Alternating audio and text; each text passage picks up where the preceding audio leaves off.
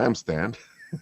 Yeah, no. Since I started with Wham since Exit to Z issue 1, Mm-hmm. which is my very first campaign.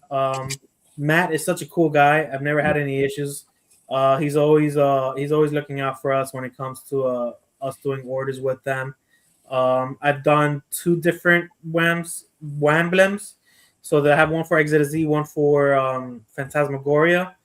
I might do one for one of the short stories if one of those if I have enough audience to convert that short story into a full issue, which is another thing that we do with Phantasmagoria.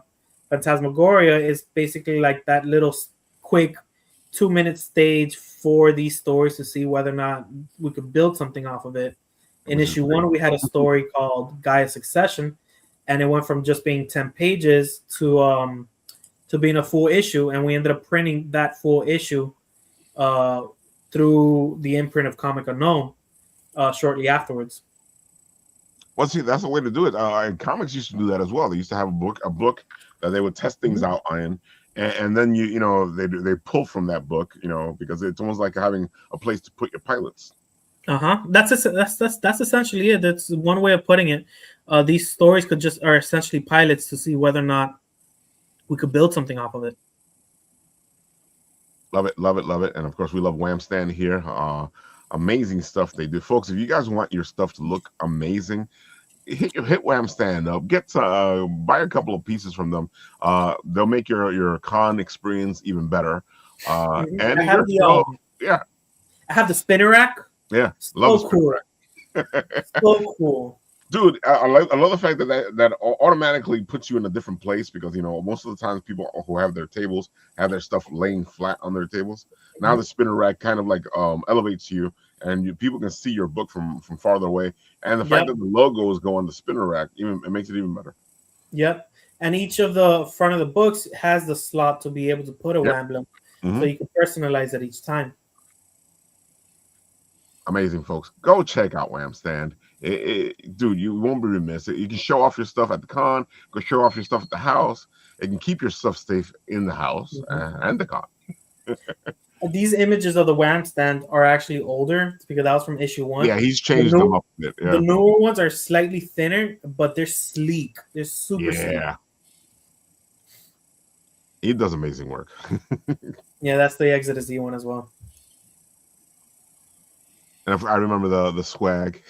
Yeah, we actually have 2 people that have picked up the Phantasmagoria shirt from the campaign. Lovely. Comics Unknown, Phantasmagoria. I love it, love it, love it. And it's so funny because I tell people all the time, to do stuff with their logo, with all their stuff, and they look at you like you're crazy. I'm like, nobody's gonna want this. You'd be amazed who wants it. You'd be amazed. Yeah, you'd be surprised. You'd be surprised. I want to say, don't get me wrong, it's not a lot of people either, but I've had a couple dozens that have picked up a shirt, like the Comic Unknown shirt, and I'm just waiting for the day that I'm just walking to a mall or to a non-existent mall, and I'm just like, oh shit, I know that shirt. I'm like, yeah, it's funny when people like your stuff. They're gonna get your stuff. So this is cool. This is something that I didn't do the last time. This is a second cover for Mystical Occurrences that Alejandro, Mad Monkey, which he's in the chat, he got commissioned for it by Eric Webb, and it's such a cool little cover. It's in the add-on section, so it's not an actual official cover, but if somebody wanted to pick it up, we'd be able to print it as well. Nice. And have it specifically if somebody wanted it. And we changed the style up a little bit with the dressing instead of it being in the top right corner, things like that, just so that it looks like an actual proper variant. Exactly. But this looks great. This is a great cover. Yeah, Eric does an amazing job when it comes to that. Stretch goals. Yeah, we got a couple stretch goals in there. I think I'd put it every 500 after the campaign. Oh, that's pretty good.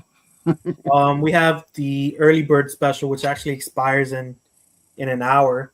It's for 3 days.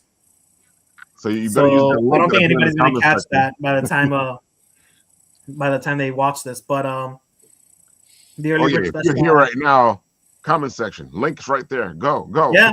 If you can, you must. Now's the chance. But it was just getting like the standard cover and then the collector's edition. Oh, That was the cool. only two things I did when it came to the early bird special. We also did something where if you back it, got this. I made a sticker for me and Don made a sticker for the taking tree. It doesn't show up there because this was an afterthought. Right. And I made it into a hollow sticker. Nice. And anybody that backs it within the first 3 days as well automatically gets that sticker. So we have 20 backers, so that's already 20 stickers that are out. Incentive. Yeah, I try to incentivize it. I try to make sure that it's worth the backers' while. I always do that. When it came to Phantasmagoria, Exodus Z, and the other campaigns that we've done, we had stickers, we had mini prints. Excuse me. We'll add digital copies of the backlog of anything that's from Comic Unknown, things like that. You got to refresh the page, Rafael, so you can see this show does help bring in backers. Just like oh yeah, I'm getting there, but I wanted to show off the covers again. Oh, stop it. Oh my god, these covers are fantastic, folks, and I just love the fact that you can get whichever cover you want, or you can get all the covers. And it's cool because each person, not for nothing, they have their own fan base. Yep. Dude, that's true too. You know, that means that your fan base can get your cover. Mm-hmm. And I do like the fact that you're telling them, let's make this into a contest. Yeah. So they're aware of it, and I think since we just started, I want to say there's three covers that have 4 purchases, 2 that have 3, and like the rest have 2 purchases. So it's just starting. Don't get me wrong. This is a 35-day campaign, and we're just finishing up day 3 in an hour. So we're doing very well in all things considering. And I gotta say, the main cover with all the snippets is fantastic. You know, they did a good job at kind of showing off everything without making it too busy. That was my concern when we were trying to put it together. Mm-hmm. And I had to reorganize which one goes where, right, to make sure that there's no one area that you just stay locked on and you ignore the rest. So you did a good job at that because your eye kind of like goes to each one. Yeah, I did that as well for issue 1, which you see it behind me. But we did it from left to right. This time we did it more of a diagonal type of thing. I love the diagonal. But it works out. I love how it looks. It covers enough of the cover, and it gradients from a red to a black. Yeah. So it all blends in together at the bottom. Dude, yeah, it just really works. You know, very, very well done. And there we go. We got another backer. Yep. We were at 20 when we started. We are at 21 backers, 1,185. They're very close to funding. They got 32 days to go. Come on, folks. We can get them past. Let's go. Yeah. We can get them past the 3,000. I got my early bird. I didn't even realize I did it. Thank you, Ori. We're good. Oh, thank you. I just saw that was you. Thank you, my friend. What'd you get? I got the early bird. Did you get? Oh, you got the early bird catch up. Cool. Thank you. What's the point of getting number 2 if I don't know what number 1 is, right? So I got to figure out what number 1 is first. So you're gonna have a blast. Yeah, number 1 is really good. You're gonna have a blast with issue 1. You're gonna have a crazy time with issue 2. There is nothing to be disappointed about in any one of the books. We, like I was saying earlier before you hopped on, it's different styles of horror combined, so there's a little bit of something for everyone. And I try to make sure that everybody could be content with it at minimum, ecstatic at maximum. And it's a very good ensemble of cast, creators, and characters.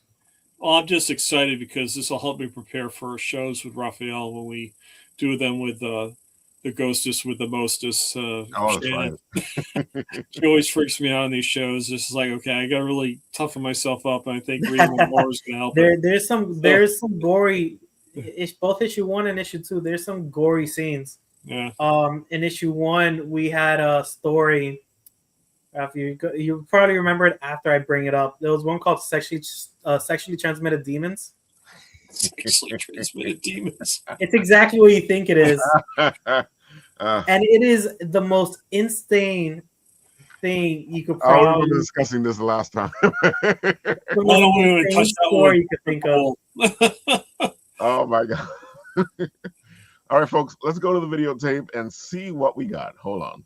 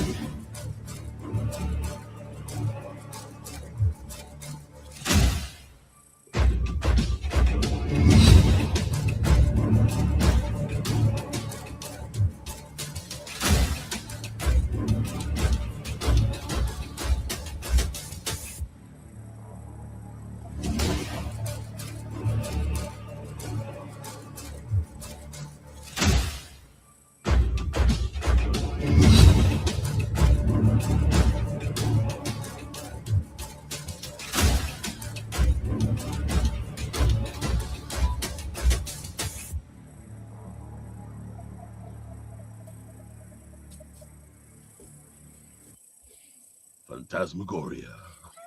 I can't wait. Oh, man, that was great. You did a good job because sometimes people have trouble with the video, but actually you kind of like showcased everything. And I was considering adding a narration to it. We have a narrator character, a female narrator character that's called her name is Juliana Graves, but very beloved to us and they're like very Frankenstein art style. That's by John Apple. He does my art for Exodus Z, and the colors is done by CL Zeno, which he does the Tales of Goop story. And I was trying to figure out, and I was trying to convince my wife to do the narration for it. And she gave me the most nicest fuck off of life. And I was just like, it didn't hurt to ask, you know? She was just like, yeah, no, I'm not going to do that. I'm like, okay. So I just left it out without the audio. I was going to do it. Yeah. I was going to do it in her point of view. At her speaking, like if she's narrating in the book.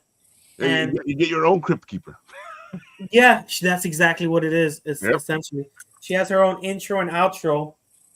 And by the ending of issue 2, she's going to be in a very tough predicament where John and I are making a story for her for issue 3 or issue 4. We haven't figured it out yet. She would have been good. Yeah, dude. Oh, man. Dude, I got to say, I love having you on because I like what you're doing. You're doing it different than most of these anthologies. I feel like you're really bringing in the teamwork when it comes to this. I'm trying, dude. Like I said, I feel like there's always a way of improving. Even in my own issue 1, those ways of improving, which I took it into account for issue 2. And I'm more than sure by the time I'm doing issue 3, there's going to be things that I did in issue 1 or issue 2 where I was just like, you know what? I could probably do it better. I could probably do it this way instead of that way. But I try to make it into a team effort, not just a single person. Right. And everybody has been great with it so far. And they've been cooperating in a way where like I'm grateful for it. Like we've had good teams so far and everybody's been doing their own thing. They'll be posting. Everybody's been posting. So like everybody's adding me as a collab. So if you go to Phantasmagoria Comic, the Instagram, you see in a matter of 3 days, like 57 posts because I'm added in all of them as collab. And it's just a ridiculous amount. And I'm just thinking anybody that follows that specific Instagram is going to be flooded with Phantasmagoria stuff. That's the main one. That's a Comic Unknown, which as well, I tried to add that one as collab as well. So if you were to scroll down, you could see it as well. Hold on a second. But this also gives you a way to have more content because we do it with Mint and Apple TV, and it also show you already have this showing off already, so it makes it easier to show off. That's the sticker I was referring to earlier, the hollow sticker. Oh, that's a good sticker. Yeah. That's pretty good. That is very good, actually. I think there was one point that I had. So in the center, the third one, I had a version of that banner, of each cover. That'll be the next one over. And my Instagram literally had that exact same picture 10 times back to back, all flooded. That's with Samurai Ninja Rabbits. That's actually a contest I just not a contest, a campaign I just finished finishing with John Cotz's beginning of the year. I remember this. I've been very busy. Yeah. I shared this earlier. Yeah, earlier I shared this. I was like, so Samurai Ninja Rabbits is his own creation. I've been that's actually the first story I'm doing as a publisher. Nice. Where I'm not involved in the writing or the art style. And John's been great. He's been involved. He was involved in the first Phantasmagoria, where we had a vampire stripper by the name of Angie Gogo, and he's done variant covers for Exit Z as well.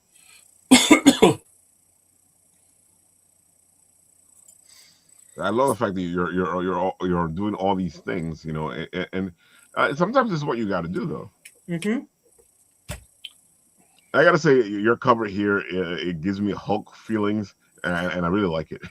That was unintentional because in Comatose, so I was known for Exit Z with the whole zombie apocalypse reaching the gates of heaven, but I always had this other lingering idea of another zombie story, which it was in the back burner since issue 1 of Exit Z, and it's not until now that I'm finally giving it some life. I'm breathing it in at this point, and it was a very cool idea of what if instead of it being people getting infected through blood, there's an infection in the written language.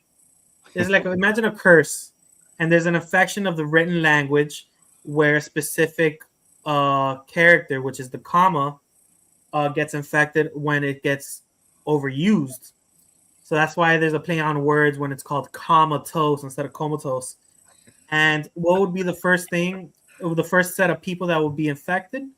Professors, lawyers, doctors, things like that. So it's a reverse, not a reverse, but the people that will get infected will be more of the nerds first, Yeah. Or the professors, the doctors, the lawyers, and then who would be the ones that survive?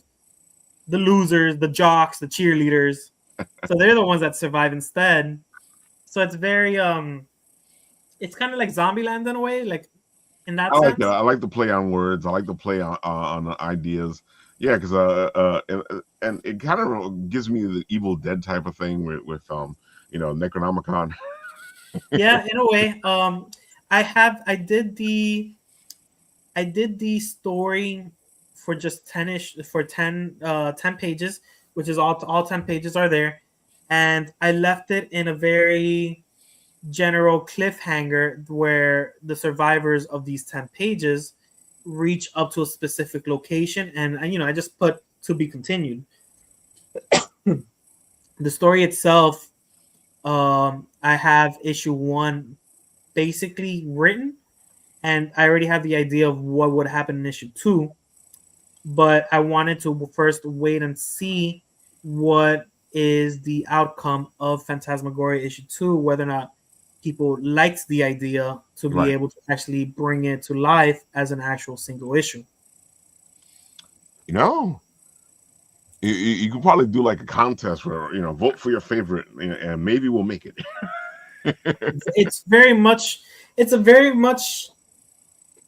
It's a good thought because I've considered it, and there's many of these stories are left in some form of cliffhanger, or there's enough space to continue off the story into something else. I can see it. I can see like because just because we're voting for it's more about what you want to see at the moment. It doesn't mean that people don't want to see the rest of it. It's just people want to see this. I want to see this book. And as time progresses, hey, I want to see this book. I had a blast with that book, honestly. The creative team that I had for that one, it's completely different from who I've used before. The two people I actually met is Dave Maury and Rita with a D, Kalula. Very great. Their art meshes so well. It's surprising because they've never met each other, and it to me it gives like this older vibes. It's almost like when you see the characters there, it's almost like Archie style, right? But a little bit more filled in. Love it, folks. See that, right? If you were to go down, you were to see the posts back to back to back to back to back. Look at that. But it's all different. It's all different covers there. So if you actually open it, you could actually see each one. It's just yeah. Oh, I see. There we go. How many days did you do that over, George? Was it like a few weeks, or was it once a week? Was it every day? I'm sorry, what was the question? The Instagram post you did, was it every day? Was it once a week? How often? For when I was introducing it, it was at minimum daily. Mm-hmm. Some of those I think I was spitting them out 3 at a time because I'll do the collab invite. Mm-hmm. So it's different fan groups at the end of the day that would be part of it. That would be in those posts. But I'm talking about the ones that repeat. Everything else has been on a daily. I think these past 3 days, because each creator's been posting, they've been adding me as collab. I think these past 3 days, easily, 12, 13 posts, really, honestly. At the end, because if they're gonna post, might as well add me as a collab to it, so then my fan base could see it as well. Anybody that follows that specific campaign. That's a great idea. Like I said, we do it a bit in Apple as well. Because it kind of helps show things off, and you're already part of the family, so why not?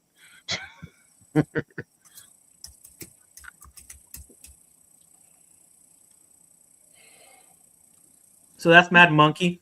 Yesterday they did a live where they were drawing live right there. Cool. So those are actually his 3 characters that he was drawing and coloring live. That's what I said. Keep working, folks. Keep showing it off. Keep sharing.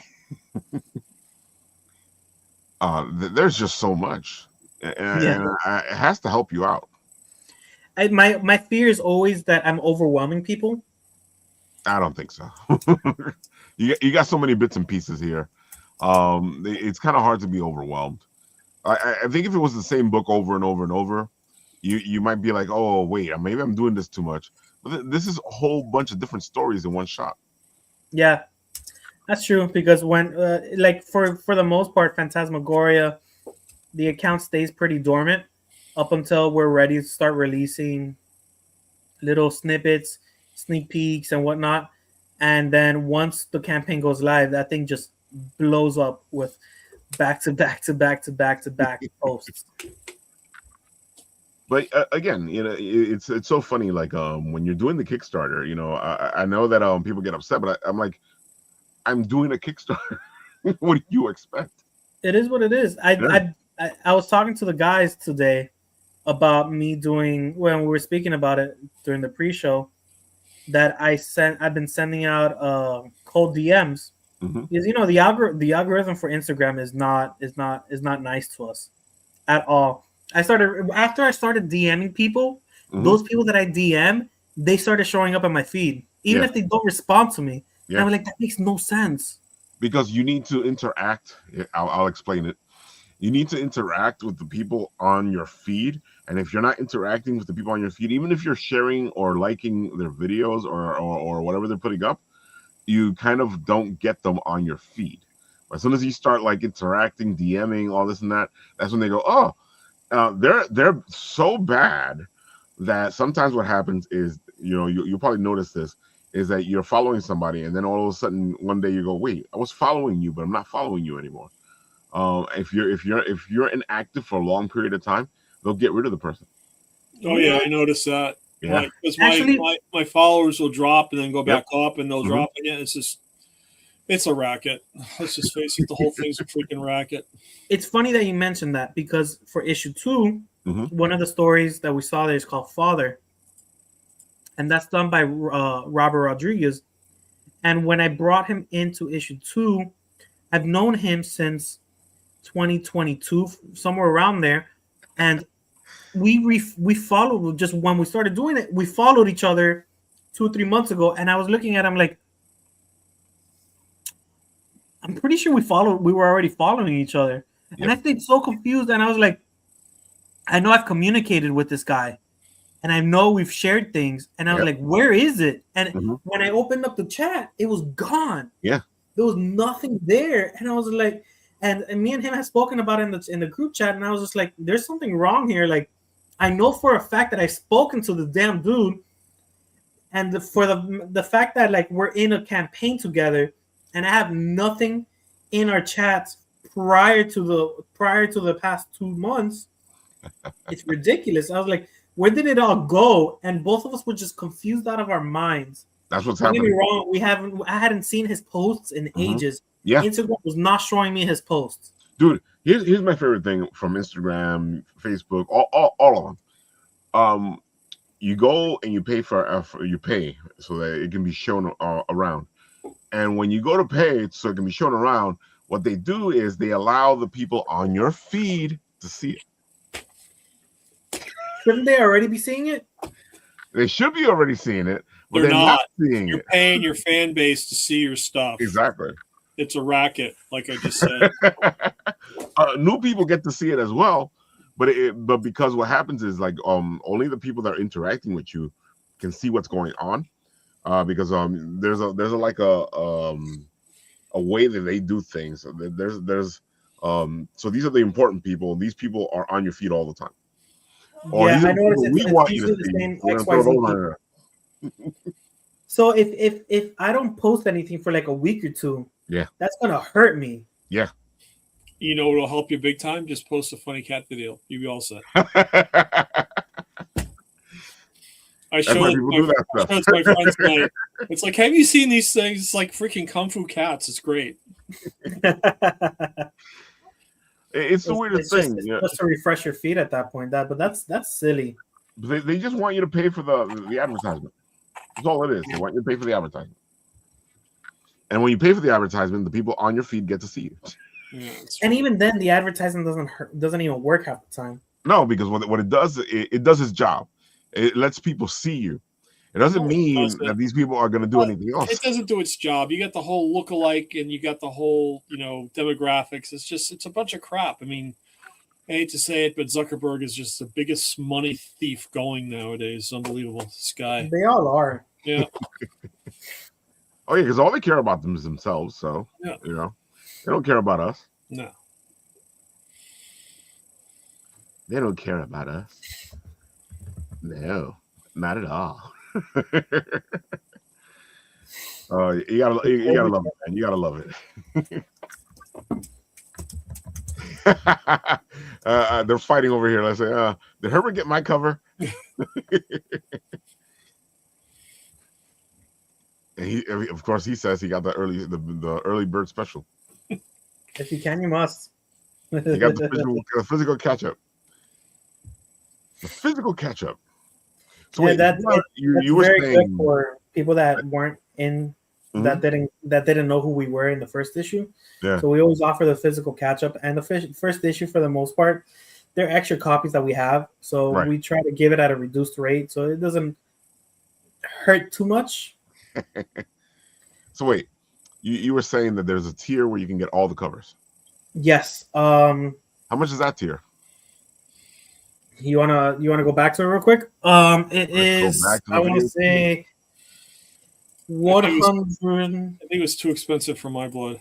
No. I'll tell you right now.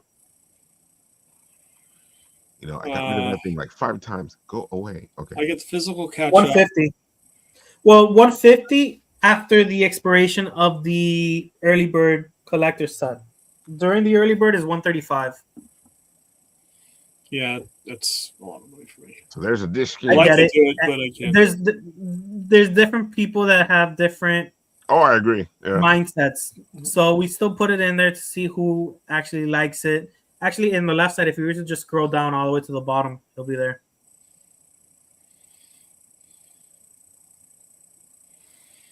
Whee! Oh wait, here we go. Oh, A okay, half a page little lower.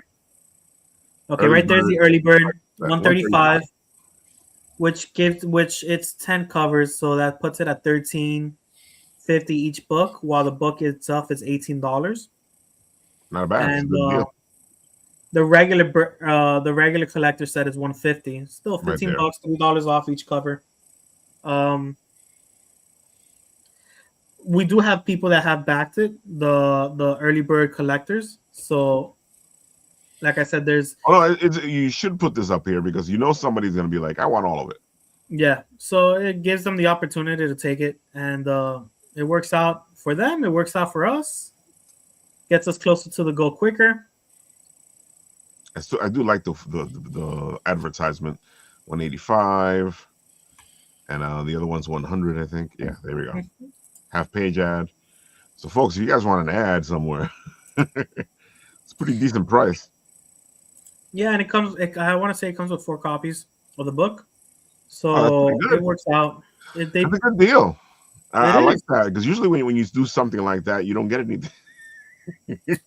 At the end of the day, if you're gonna get an ad, you're gonna want to be able to show it off, or at Yeah. least sell a couple of those, like sell half the books just to offset the ad a bit. So I get it.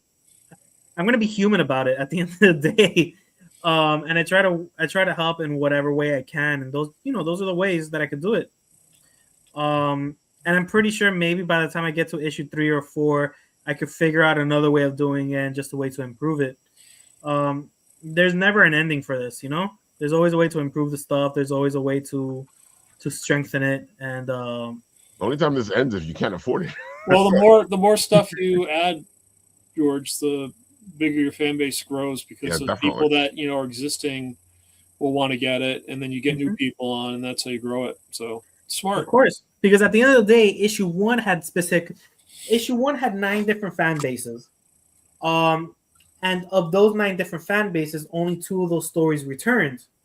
So those people already have issue 1, and now they maybe liked one of those stories that they weren't originally a fan base of, and now they see this one and they were like, "Oh, okay, I know the Tales of Goop.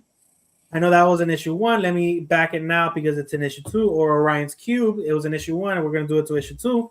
And it's just a way to get these different fan bases just to cross over and just be able to find stuff that they wouldn't normally find. Maybe it's not in their feed. Going back to the same topic, and you'd be surprised how many times you find something cool, something new, and it makes everybody happy. Yeah, I completely agree. That's why I like anthologies, because you get a little bit of everything, you get a taste of everything, and then sometimes you'll find something that you didn't know you liked. It said that they should have a half page ad.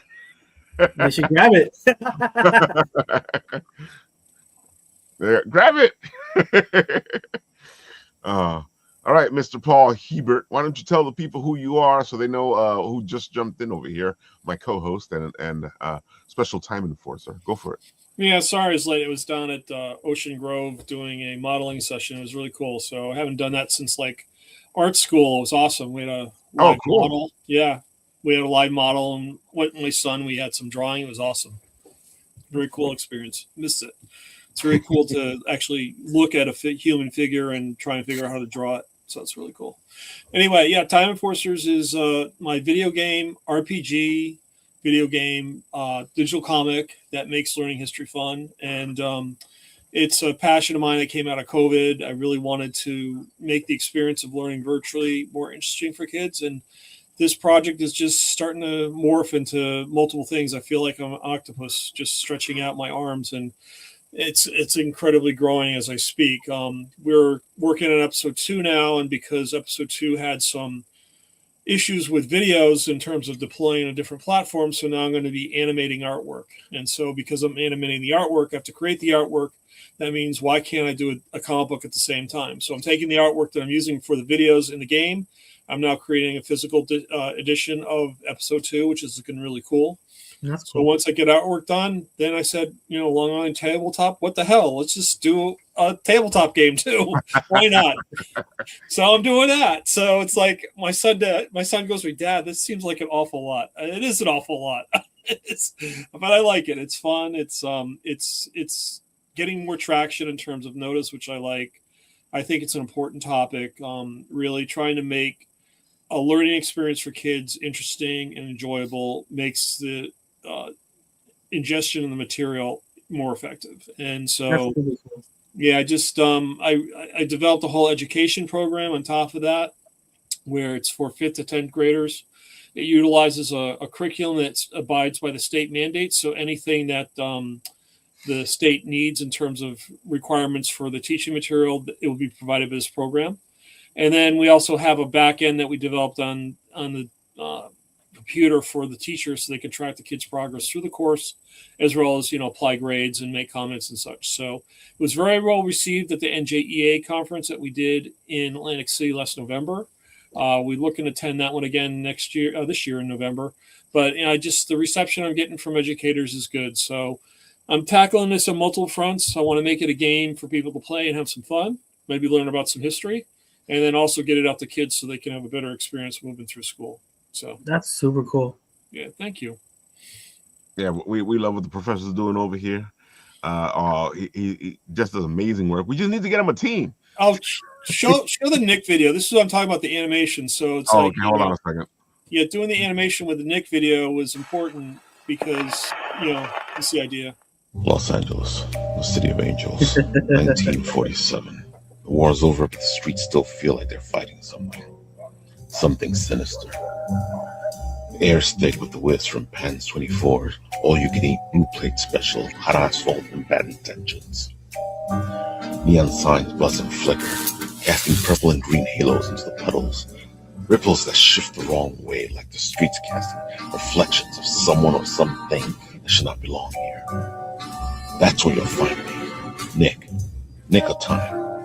Detective, time enforcer, and the guy they call when history's about to get itself into a knot. Some folks say I'm as tough as a $2 steak, and they're not wrong. But I've got a soft spot for the ones who are saving. The lost souls, the underdogs, the ones who never got their fair shake. I've chased crooks down back alleys, across oceans, and through centuries. And I've learned one thing. Time's got teeth. Bite the wrong way, and it'll chew you up quick and spit you right back out. But me, I keep my rules close, my friends closer, and my watch wound tight. Because in this city, and in this job, if you're not watching the clock, you're already out of time. I can't wait. This freaking thing. I mean, of course, Rafael did the voiceover for this, so it's just like he did such a great job with it. But it's just, it's everything's coming together. I mean, the thing about Nick, you see, he's a film noir guy, right? Well, everything around him is going to be grayscale. So, like, if you switch scenes to Nick, he's going to be black and white. The background will be black and white. If someone hands him something in color, that turns black and white. So it's just like, I'm just having a blast with this. I'm getting everything that I had growing up as a kid through the comics, what I've seen in the movies that I love growing up, like the old films, Casablanca, Maltese Falcon, Philip Marlowe, The Big Sleep. I mean, I love this stuff. And I think it's all history, like Ralph says. I mean, art, movies, in addition to the people that lived before us and the great things they did, I think it's really important that, to get kids to develop a fondness that, history really is interesting if you take the time to really think about it and learn it. But if it's presented in a way where it's fun, then they're going to want to learn more about it, which is really cool for me. So that's really the ultimate goal of this, is really to gamify the experience. But you saw in that video where you have the voiceover, the talking, and the word balloons. That's all what they call universal design for learning. So you have the person reading the information on screen, you hear it when it's playing, and so they're receiving the information in a multi-sensory way, which makes it more lasting in terms of a learning experience. And again, kids that can't read can still experience the comic and still have fun with it. So I like the multifacetedness of all this, because you can actually play the game or enjoy the comic or enjoy the content, or you can be in a lot of different places, and I think that's what's working for you, Paul. Yeah, I just what I liked about this, and Ralph's laughing at me because we go to Long Island Tabletop, and I come out and it's like, man, now I got to do a freaking tabletop role playing game. And he goes, yeah, okay, I'll talk to you in 6 months. So he calls me the next week. I said, man, I got it done. So I got the game mechanics done. I actually have the first 110 cards for the question cards done. I got the action cards all worked out. And then what I'm not going to tip it because I don't want to tip everything, but there's going to be an added component to this that goes beyond just answering questions or dealing with villains. So it's really meant to be an imaginative experience. And the way I look at this is it's history, but it's also a comic book. So let's blow things up and have a blast while we're like destroying the past, which is kind of cool. Yeah, and you make it engaging. Yeah. Exactly. Yeah, it's going to be a lot of fun. So we have a lot of things. I'm working through the comic now. I've got about 17 pages done at this point. We're going to have a big reveal for episode 3 in the comic book. I've said it before, but I'll say it again. We're going to have a giant kaiju in episode 3. So, I mean, wanton destruction and, things going on, history falling apart, and the Time Forcers have to put it back together, but they're having a tough time right now. I need to know when in history do we have kaijus? They're all over the place. Dragons, man. Monarch. I mean, Monarch is a great series, man. I love it. Such a great series. We got dragons. Kaiju, man. Yeah, man, it's great. The amount of dragons that are everywhere in history. There was something big at some point. Something was going on. I mean, a kaiju is just a dinosaur. It's blowing like radiation breath. Okay. That's what nuclear power does. Okay, you take a dinosaur, you drop a nuke bomb on it, it survives and becomes Godzilla. Why is that so hard to believe? I don't understand. I gotta say, one of my favorite things they did with Godzilla was when they had the spine light up. Oh, that was cool. But he revs up. It's like, what about King Kong with the glove? It stops and like, boom. Yes, this is it. This is the wanton destruction. But I got to do my spin on it, so it's not going to be that. But I think it'll be just as interesting, which is going to be very cool. Ralph knows what it is. So. Oh yeah, it's going to be a great spin. People won't see it coming. Yep. So George, one more time, tell the people where they can find you. I'm most active on Instagram. So for the most part, I'm on at the Comic on. Ooh, I think we lost him for a second. Yeah, his camera froze up. Yep. But you see it right here, folks. What I'm going to do is George is away. I'm going to play the video again.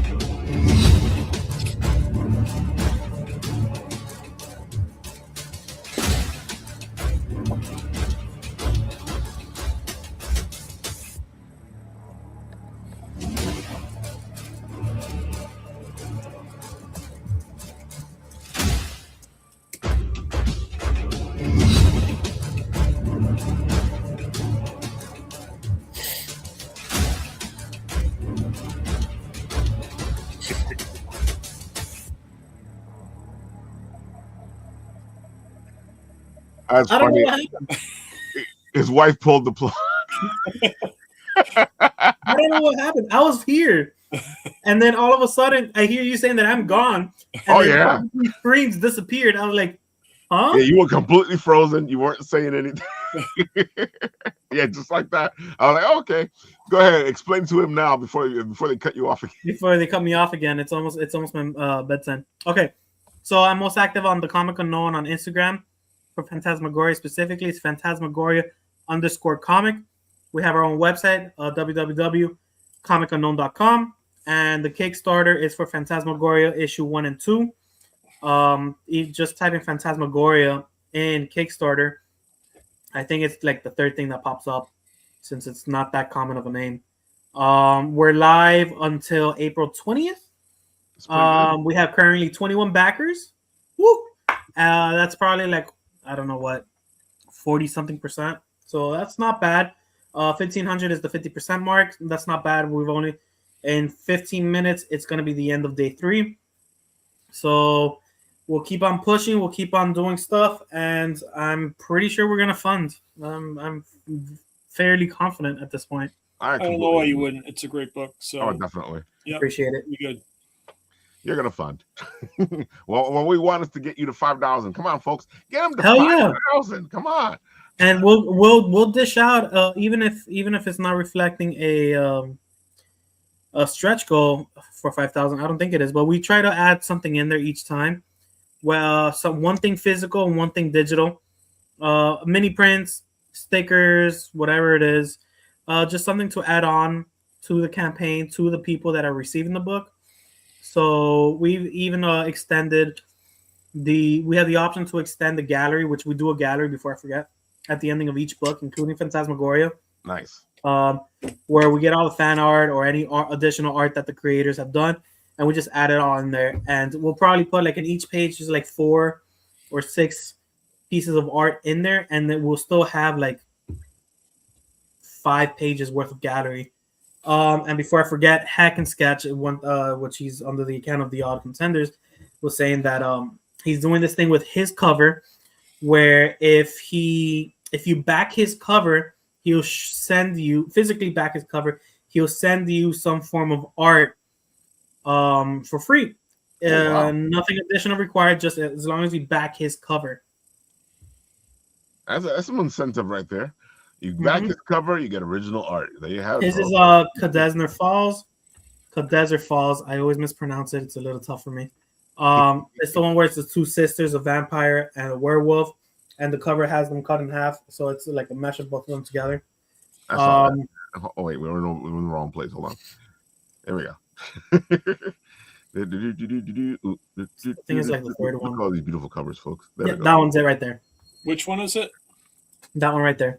So if you back that cover, I gotta redo my pledge then, and then do that as an add-on. I can do that like in 10 minutes because I want the early bird.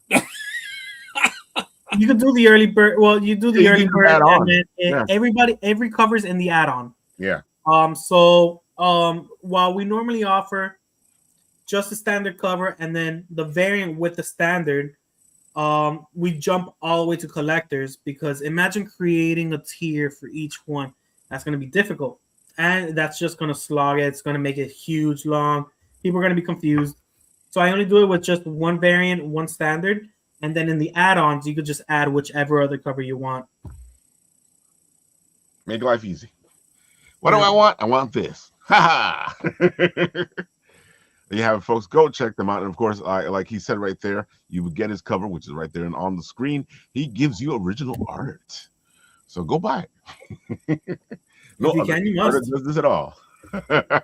Whatever lets him win the contest, you know? I like the fact that you're doing the contest and he's like, I'm going to win this. So folks, by any means necessary. Exactly. Folks, just to remind you of who's been on the show this week, our pal Joshua, his book Time Sensitive went live yesterday at 10 o'clock, and he's doing really well. He funded in 24 hours. He's already at 15,639, 286 backers, and he has 27 days to go still, folks. That is impressive. And I'm going to show you why this is happening. I'm going to go to the videotape. Here we go. Okay, we are back. I'm Joshua Rubin. You may not know my name, but Ezio, Clementine, the Destiny Grimoire. I have spent the last 15 years helping to build some of the biggest worlds in games. And now I'm doing one for me. Welcome back to Time Sensitive. For those of us just joining us, Time Sensitive is an existential, high-concept sci-fi thriller that is part adventure and part break your goddamn heart. The kind of brain twister that makes you cry, like Severance, Interstellar, Everything, Everywhere, all at once. And if you like those like I do, you'll like this. In issue number 1, we met LAPD detective Caleb Stone, whose wife disappears at a gas station, and everyone tells him she's been dead for 6 years. His only hope? A mysterious teenage girl who says she knows why his wife was deleted. Now, issue number 2, the future gets darker. The conspiracy goes deeper, and Caleb has one chance to save his wife. And believe me when I say he will risk anything to do it. Over 850 backers believed in issue number 1. We funded at 465%, and the reader response has been amazing. Check this out. Holy crap. I've been sitting in the parking lot with groceries steadily getting warmer. I sat and read the whole thing. Another said, I'm here for the whole damn ride. Every episode, total no-brainer, not even a microsecond of thought. And then one fellow game writer admitted to me, I even started crying a little bit, explaining the story to my wife. Right? Our team is getting bigger and better. Portuguese artist Jorge Coelho, my partner on this project, is working at the top of his game. He is coming to issue 2, fresh off winning the Amadora Award for Best European Artist for his adaptation of The Great Gatsby. And joining us for issue 2, colorist Sarah Stern. She has got 300 issues plus Marvel, DC, Image, Batman, Captain America, Star Wars. I can't believe she said yes. Okay, Kickstarter rewards. With issue number 1, you got to see the quality of our printing, to feel the soft touch covers that we send. This is important to us. With issue 2, we are coming back with another deluxe oversized edition with dozens of pages of back matter and a new bookplate illustrated by George, signed by both of us. If you're into variant covers, we have got 3 of the top artists in comics today bringing us new covers, including a Kickstarter exclusive from Philippe Andrade, one of the top European artists, not available anywhere else but here. If you've missed issue 1, don't worry, we've got you covered. You can get 1 and 2 together at a discount. And if you're into all the back matter, behind the scenes goodies, we have got bundles that have everything all together. So thank you, truly, for being here, for taking a risk on new voices in comics, for wanting stories that make you think and make you feel something and leave you desperate to know what happens next. This is issue number 2. Let's do this.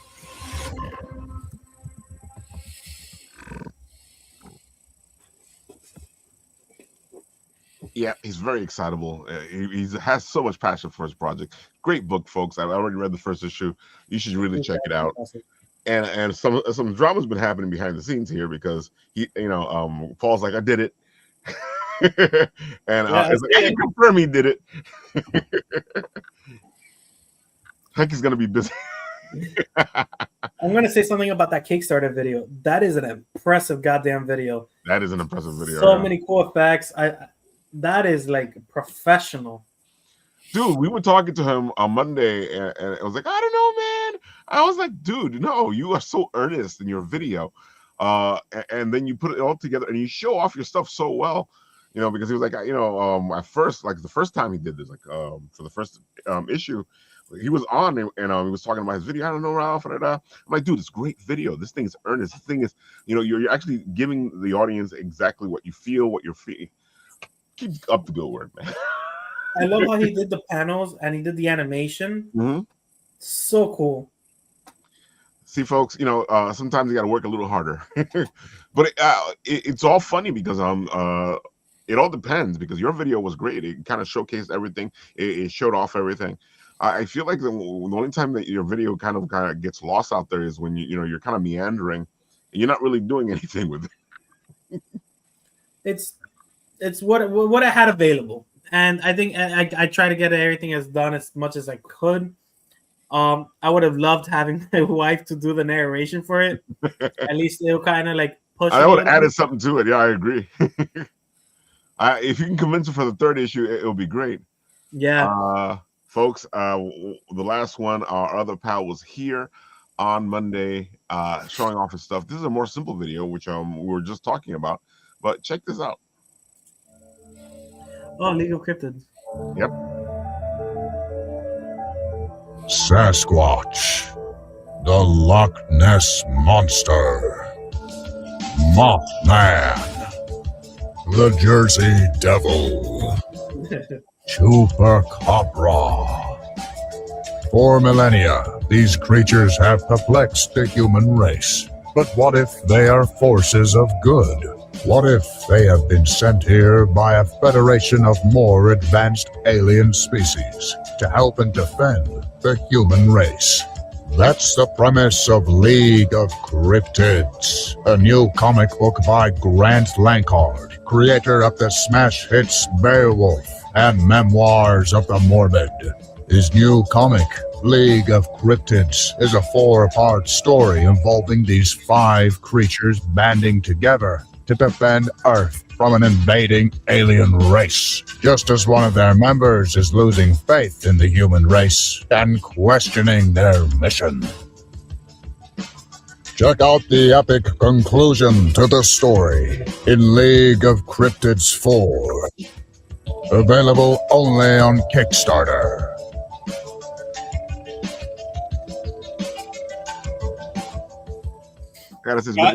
Goddamn human race never fails to disappoint. I tell you, man. It's voice reminded me a little bit of Space Ghost. Fruition. He's done a great job with it, folks. Go check it out. If you love cryptids, this is gonna be right up your alley. These guys are just going back and forth here. I just finished George Mom art, so I'm ready for this. Yeah, you're gonna have to, Paul. You're gonna have to reach out to him. Yeah, he's active on Instagram, so then you guys can figure out what art it is that you want him to draw for you. Oh, nice. Oh, now I gotta decide. It's like I'm like so freaking stressed trying to get my own stuff done. Now I got to get something else. Do one for Time Enforcers. Yeah, I mean, I might do a time. It's funny. I was at Tabletop and Shadow Rabbit, who we love, great friend. He does these great figurines, and you know, I'm looking. It's like, do I do Marvel, DC? And I said, you know, F that. I want Time Enforcers. So I haven't seen it yet. I think he did it, so I can't wait to see what he looks like when he gets. Wait! You haven't been paying attention to the video? What video? What's your video talking about? I haven't seen it yet. I'm like half asleep half the time. What do you want from me? Yeah, it's your video, the one I made for you. Oh, I didn't see it. Which play it again? I missed it. Right, so it plays through, yeah, and then at the end, it showcases what he did for you. I didn't see that part because I keep talking over it. That's why. You know, you show this when I'm talking over it. I'm like trying to think and talk at the same time. See? Oh! So, I can't, it just was there. It was awesome. It was Chronolith and Inquisitor. I loved it. Yeah, he did a great job with it. Yeah. It was so. I have it over here, which is so funny because I great! forgot You about have it. it over there. That means Yeah, I completely forgot about it when I saw you on side of. Freaking! I had Francis Bonnet do me a piece. Oh, it took me a while to give you that one. Yeah, Chronolith. I didn't see that thing for almost half a year. Well, I'm going to see you soon. So it's in my book bag. The problem was that I didn't bring my book bag to Books in Blue. All right, folks.